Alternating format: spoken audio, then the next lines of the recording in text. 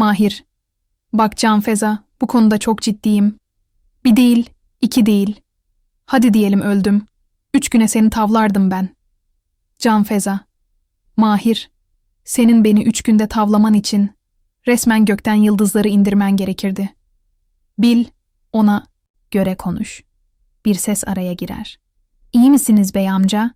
Mahir fısıldayarak. Bakarız. O amca sonra lazım olabilir. Can Feza, şaşkın. Şeref kim ya? Benim anneme mi talip oluyor? Mahir panikle. Koş Mahir koş, anana talip çıkmış. Oğlum koş. Bir an dururlar, göz göze gelirler. Mahir, sen bir keresinde bana yıldızları indir demiştin ya. O rüyayı görmeseydin, ben senin için o yıldızları indirmeseydim bile, yine de seni bulurdum. Ve yine severdim. Can Feza, gülümseyerek. Ben de seni